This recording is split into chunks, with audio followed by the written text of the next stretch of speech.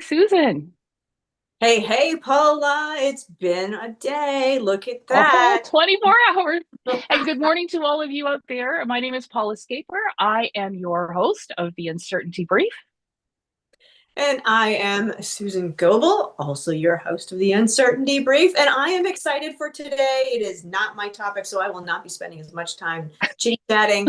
We're going to toss this one. We're going to focus today on RevOps, which is very important, right? Making money, talking about branding, talking about all of these marketing pieces. And I know that, Paula, that is right up your alley. And so we were talking a little bit before we hit go on this. Technically, you hit go.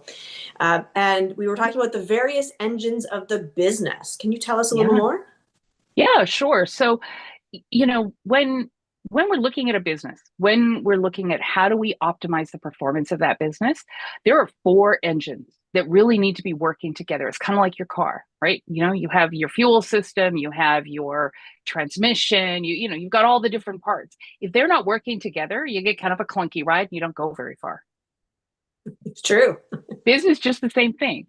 So in a business, you've got your revenue engine, right? That's the engine that brings money into the business, keeps the money flowing into the business, right? It's your marketing systems, it's your sales systems, and it's your customer service and customer retention system, which a lot of people tend to overlook, but those are really critical. Then you have your operating engine, right?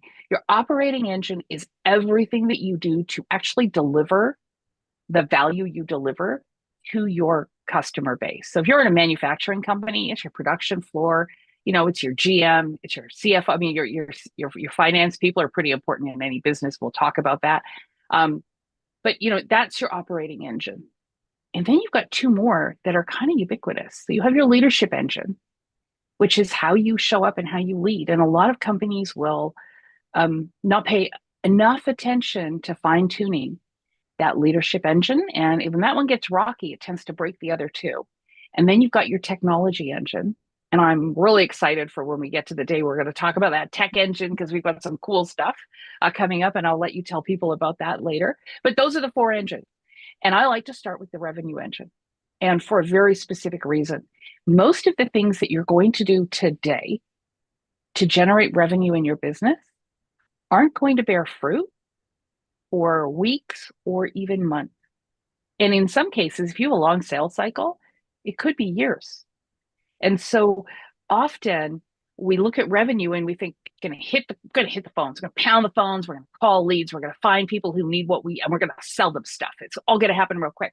It's not the way that it actually works in real life. And so we're a bit like farmers who show up on the field for the first time in October and wonder where are the pumpkins at, man? But we forgot to plant the seeds back in April. And so no Yeah. pumpkin, right? So that's why revenue engine first. And then I know tomorrow we're going to Well, talk a little bit about the ops engine, which is your wheelhouse. Going to be a lot of fun there. And then next week we've got some cool stuff planned for the other two engines, and then how to bring it all together and build a strat plan. So if you're following along with this, by the end of next week, by next Thursday, you're going to have a real clear picture on how to strategize and reset each of those engines. Because the other thing we've kind of talked about a little bit, but haven't said in so many words, is that what's going on right now in the world means that all of the systems we've built were built for a climate that no longer exists. The business world has gone through a climate change catastrophe or a climate change rebirth. It depends how you look at it. But the climate's certainly not what it was a year ago. And so we need to rebuild our engines for that climate. We need to reset them. We need that winter gas coming through. And so that's the goal, is by the end of next week. So we're going to end next week talking about how we tie all this together and how do we actually conduct the work that needs to get done to reset our strategy so that we hit the ground running in January and have a super strong 2026. well, Um, and let's face it, right? Companies don't have a tendency to go out of business because they're making lots of money. true. So RevOps is very important, making sure that you get the customers in the door, those who are the right fit customers in the door Mm-hmm. is also important. And we'll talk tomorrow and other times about the fulfillment side of it. But if you don't get them in the door and you don't collect the money, then you probably don't have a very healthy business. Yeah. I mean, that's the reality of it. And a lot of businesses, if you're in business and you stayed in business for any length of time, you have a decent enough product and service delivery that it's not critical. I mean, sometimes there might be, but that's incredibly rare. 99.5% of the companies that are out there are delivering something of value. And You so know, the key is getting people to know about it. well, it is, and in this communication age that we're sitting in, you had talked about this a little bit before we went live. That ultimately, there's lots of channels out there. Oh yeah. It's not about there being a lack of ways to reach customers. It's about which channels are actually going to convert for you, and the tools and tech that you use today versus what you were using 5 years ago, 3 years ago, heck, at that point, they are still just tools. And so, how do we make best use of those in order to generate the revenue we need for consistent lead flow? And I'm saying consistent because consistent is important to grow the business. Yeah. Yeah, exactly. And the key there, when you're looking at your revenue engine, and we talked about, you've got your marketing engine, you've got your sales engine, and you got your customer retention. So you got those three components there that need to work on. For most of us, the concept of sales is pretty clear. Yeah. Most of us know, what's involved in giving a proposal or a quote or an estimate, getting agreement on that, getting a signature, sending an invoice, getting a check. That's pretty commonly understood, right? We've been doing it since the first time our parents gave us, okay, I'm going to age myself a quarter to go into the candy store and get the penny candy now, right? Now you better give your kids a couple of bucks. But, I remember a time when you could get a candy for a nickel. And so, that was your first experience with the process of sales. And it happened pretty darn young. Most of us also figured out how to work our parents over pretty darn young.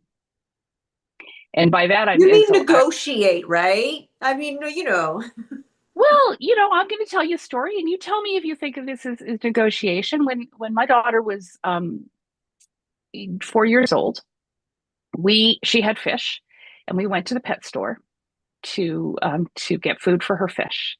And they just had some new puppies come in because they had the adoption center in the pet store and they had some new puppies come in. And so we used to go in and visit the animals that were up for adoption. And my daughter fell in love with specifically one of the puppies in this litter, fell in love. And so I did the bomb thing. I was like, we can't bring home a dog without your dad's consent. So I'm not going to say no. I'm going to say yes. Now, my husband, not a dog person. 25 years ago, not a dog person. So I'm pretty confident here, right? Okay. So we went home. She asked her dad about the dog. Now we had a newborn baby at the time. She asked her dad about the dog. He goes, puppies are a lot of work, honey. Mommy's got a new baby. I don't think that's really fair to ask her to deal with a newborn puppy and a newborn baby at the same time. We probably should think about a dog. He's trying to kick it down the road. She accepts his decision. He's got to go out to work that day. So they're watching TV.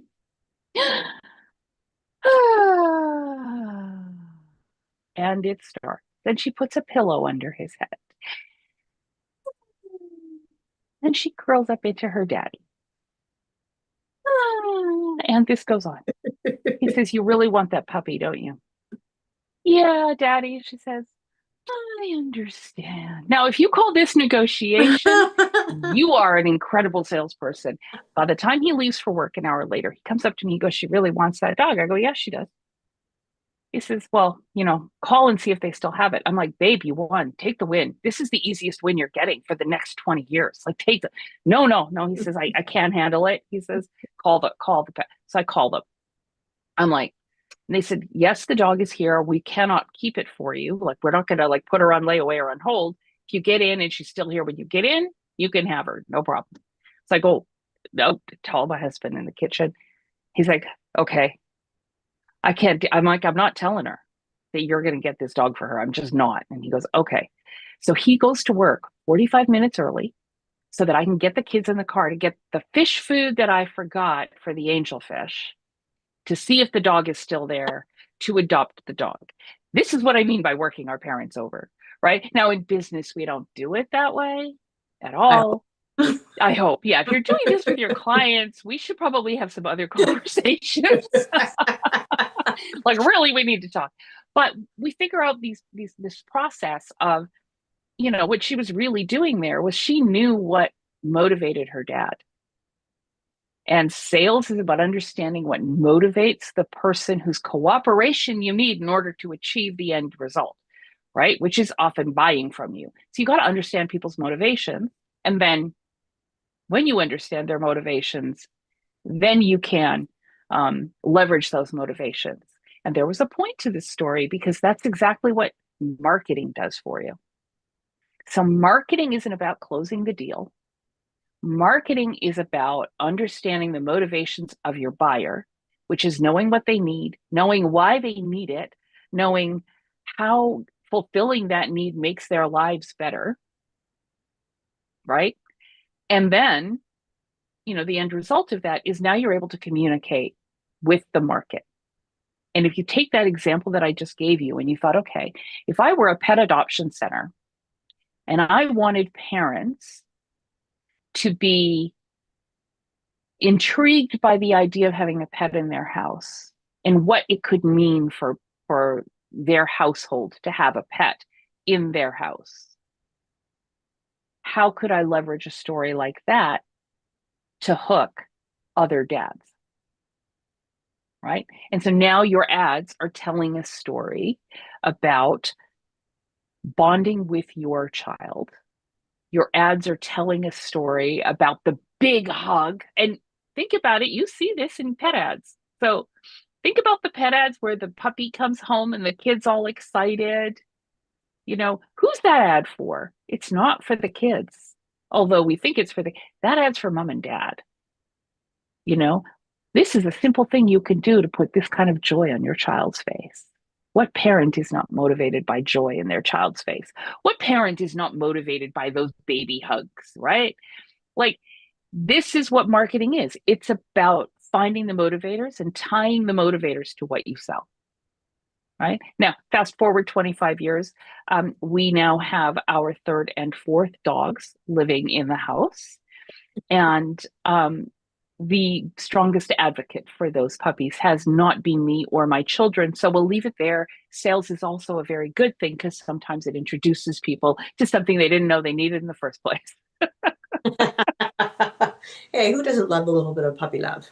And everybody loves puppy love. But it's interesting, right? And do you find that ultimately, as time has moved forward, two things as questions are popping into my mind. One is the amount of time required in front of your prospect, your lead. How much has that shifted and changed over the last decade? Because as the channels multiply, as the messages are all over the place, we often go, well, sometimes there's an X number of hours, and I'm sure you'll talk about that. And then the other piece is, has the sophistication, or maybe on the other side of it, it's not sophistication, it's complexity, maybe? Is that what you're thinking? No, I'm trying to find a nice way to put it. I'm fairly, I see a message and I go, okay, in my head, I'm going, well, what's the bias? What do you actually want? I'm very, word for it. And I'm like, nah, I am a very negative person to try and get a message to, because unless I actually know that I need the product right now, I get very annoyed by being bombarded all the time with messages. Okay. But there's a word for that. And I'm at the moment having skepticism. That's the word.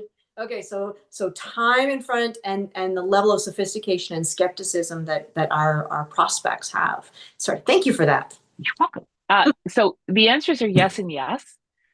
When I started my career and at the time, the beginning of my career, I worked in the publishing industry.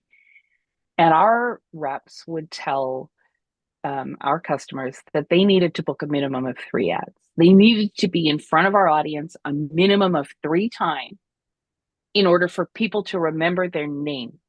Right. That's not to understand what you do. That's not to understand the value. That's just to know your name 3 times. To know, sorry, I'm gonna reword this so I can make sure I'm clear. So that I just recognize that I've even seen your name before 3 times. Correct.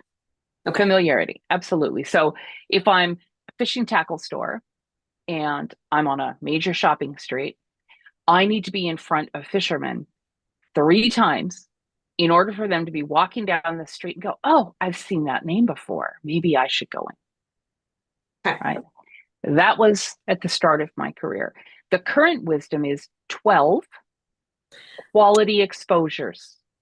So Oh, the and number has you've got a gone from 3 to qualifier in there. 12, and Yeah. we've added the qualifier of quality exposures because Define we quality. are so bombarded with logos Ooh. that we don't see most of them.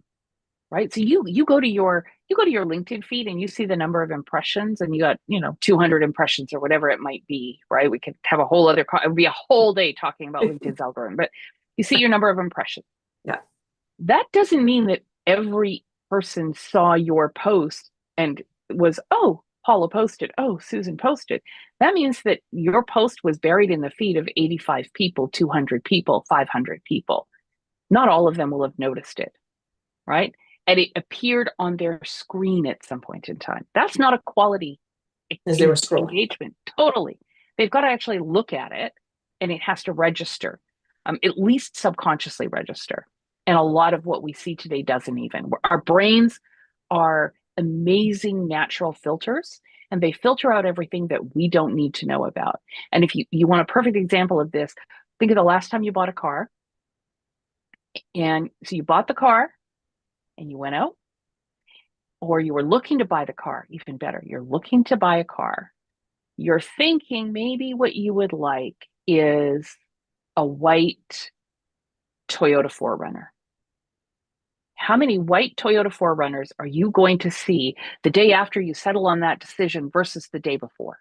Oh, a gazillion of them. Now they're everywhere. Right? Suddenly everybody's buying them. The number of 4Runners that drive past you has not changed. What's changing is your attention to those and the quality impressions to the logo.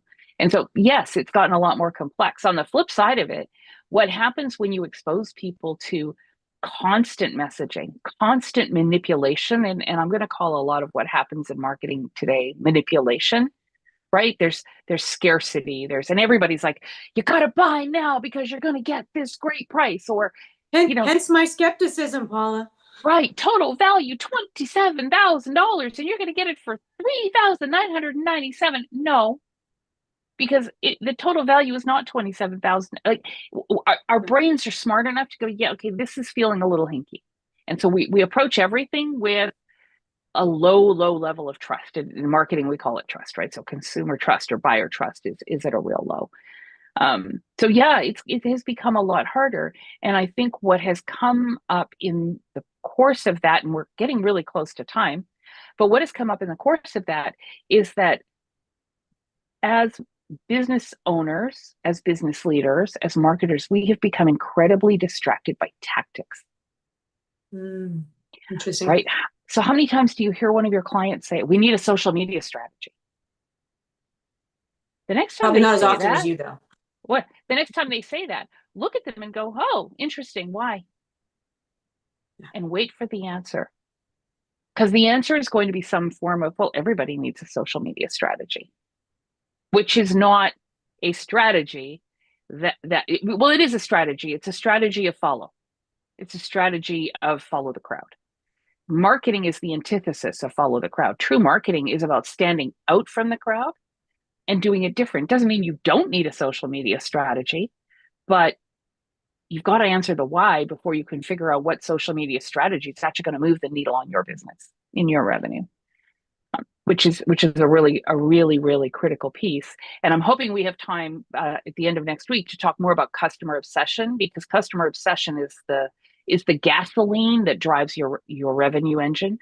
But yeah, it has become very complicated, and it's really easy to get overwhelmed, and it's really easy to dilute your marketing budget by trying to be in all places at once. And the result of that is what a lot of people do. And I want to try and wrap this up because I'm looking at the time and we're at time. What a lot of people do is they focus on the sales component because that's where they see the result in real time. So you hear people talk about lead gen, demand gen, conversion marketing. We used to call all of that prospecting, and it had nothing to do with what happened to get the attention of the buyer. And so what we've also done is we've created a wisdom around the industry where you have everybody at the bottom of the funnel fighting for the attention of those customers, the 3% of your market. So this has not changed, 3%. So of the thousands of customers out there, for every 1,000 customers out there, there's maybe 30 ready to buy. And the whole world is fighting for the attention of the 30, and they're not paying attention to the 970 others that aren't quite ready to buy yet. When you get your marketing engine running, what you do is you get the attention of those 970 other people, and they look at the funnel they're in and they go, this is crowded and it's not really serving me. And they come across to a much less crowded funnel that you control way earlier in the process. And then when they get to the bottom, you don't have any competition. Mm-hmm. And so, when we're looking at marketing, we want to do those two things, right? We need to have a system for closing the business or we're done. That's the most important thing. But we also need to have a system for getting attention and standing out so that we are in a funnel of one competitor, and have more control. And that's when your close rates go up, but that's also when your pipeline is full. And when I talk to people, I talk to people today, Susan, who they have, they're saying, I'm closing, I've got a couple of deals on the table. And I talked to somebody just yesterday and they were like, yeah, my God, we just, we're just on the brink of closing this deal. And that makes my 2026 is taken care of. I'm going to hit my numbers in 26. And now I'm looking to grow those numbers. It's October 22nd, 2025, and 2026 is locked in, and it's a tough economic market. That can be done when you pay attention to your marketing. And so I think part of what we really want people to do that are watching us here is to really have a strong plan for 2026 and activate it as soon as possible so that you're kind of get through that holiday slump and you hit the ground running so that the sales are coming in January, February, March, not April, May, June, and you're worried about the summer slump. Well, and I think that that's the thing that people sometimes forget is the level of strategic planning. We're coming up to the year end. This is the final quarter. And so just back to where we started, this conversation, ultimately, we really do need to have people, business owners, business leaders, functional leaders within businesses focused in on planning and asking good quality questions of their business, of their data, of their teams in order to be ready. And know, do I have to make a pivot here? Do I have an impression and assumption that's not backed up by data? I don't know. And so we have to have those conversations, but there's, you got to work on the business and up a level before you can get there. So I know we're at time and we had wanted to, I know we could riff on some of this stuff for hours. Why don't you tell us a little bit about what's coming up tomorrow? Oh, yeah. So tomorrow we're going to talk about your operating engine, what the components are of your operating engine. You're going to get some of Susan's wisdom on that one. And, I also want to say to people, if you have questions that you would like us to address, send them to us. Put them in the chat for this if you're watching. Send them to us through connect with Susan and I on LinkedIn. Our URLs are here in the description. So connect with us. Send us a private message. Say, hey, I'd love it if you guys covered this, or I'd love it if you answered that. And we'll try and make some room for answering some of those questions as we're moving forward, because we're trying to keep this tight. And I know we barely get to scratch the surface in the time that we have every day. Exactly. And I know we're only doing this one as a sprint. And so we're also trying to evaluate later on, do we want to continue to do this to answer the questions? And I know we get messages all the time in DMs. And so let's just, if it's valuable, let's keep the conversation going. Yeah. Awesome. Well, it has been fun. And I thank you all for joining us. We're going to sign off for today, and we will see you tomorrow morning, 9:00 right here for the Uncertainty Brief, where we're going to talk all things operating engine. My fave. See you tomorrow.